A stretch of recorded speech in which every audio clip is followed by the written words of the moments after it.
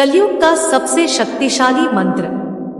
अक्सर हमारे मन में सवाल आता है कि कलयुग का सबसे शक्तिशाली मंत्र कौन सा है, तो इसका जवाब बहुत ही सरल है। दरअसल पुराणों में एक कथा है जिसमें ब्रह्मा जी बताते हैं कि कलयुग में 16 अक्षरों वाला हरे हरे राम महामंत्र ही सबसे शक्तिशाली मंत्र है।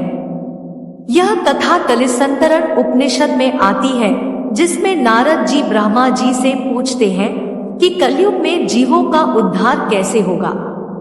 नारद जी कलयुग के दोषों को देखकर सोचते हैं कि इस युग में जीव ना तो यज्ञ करता है, ना ही तपस्या, फिर ऐसे में इसका उद्धार भला कैसे होगा।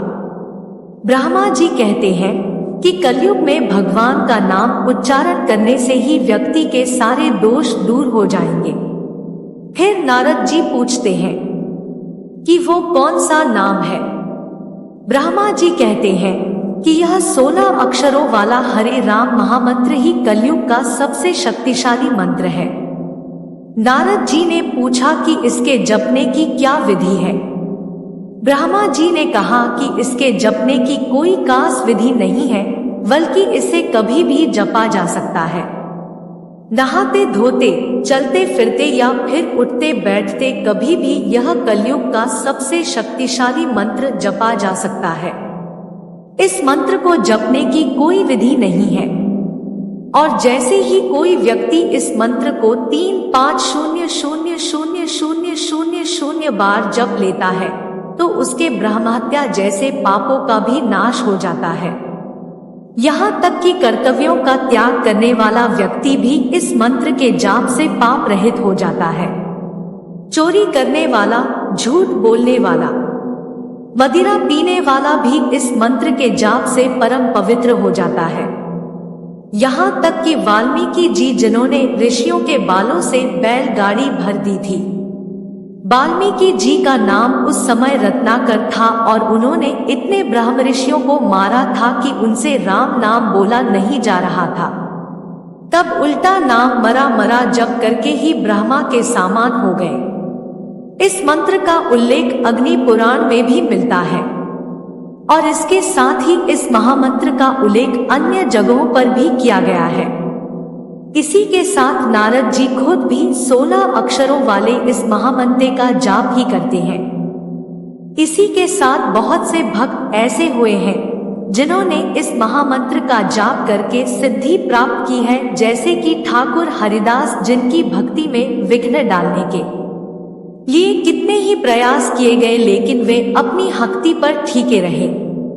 ठाकुर हरिदास का जन्म मुसलमान कुल में हुआ था, लेकिन बाद में वे चैतन्य महाप्रभु से जुड़ गए और हरे कृष्ण महामंत्र का जाप करने लगे। महाप्रभु ने महामंत्र को थोड़ा सा बदल दिया और हरे राम राम की जगह हरे कृष्ण महामंत्र कर दिया। महाप्रभु के अनुयायी हरे कृष्ण महामंत्र का ही जप करते हैं। कलयुग का सबसे शक्तिशाली मंत्र कैसे जपना चाहिए।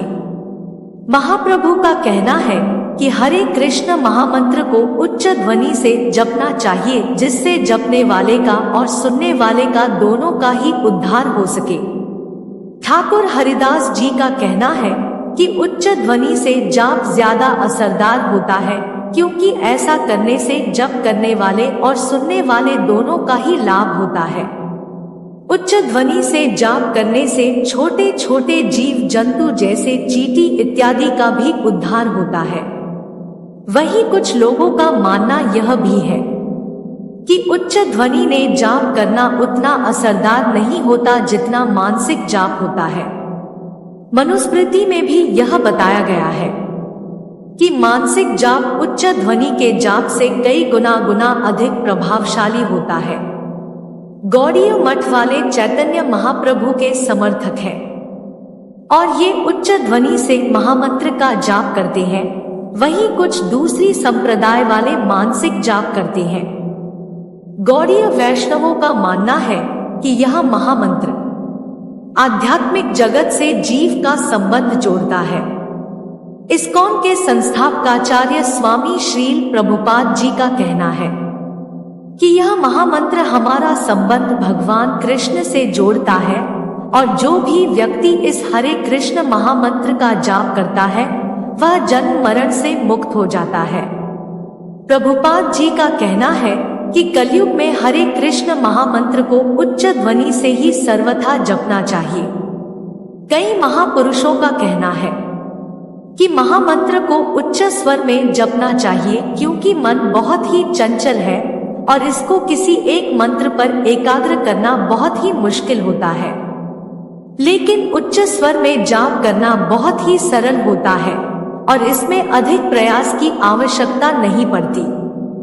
गोस्वामी तुलसीदास जी भी कहते हैं कि योगी भगवान के नाम का अपनी जीभ के द्वारा जाप करके जाग जाते हैं और ब्रह्मा सुख का अनुभव करते हैं। आशा करता हूँ आपको यह पोस्ट पसंद आई होगी। यहाँ तक बने रहने के लिए शुक्रिया। ऐसी ही और वीडियो देखने के लिए हमारे इस चैनल ज्ञान की गंगा को सब्सक्राइब करें। धन्यवाद। हर हर महादेव।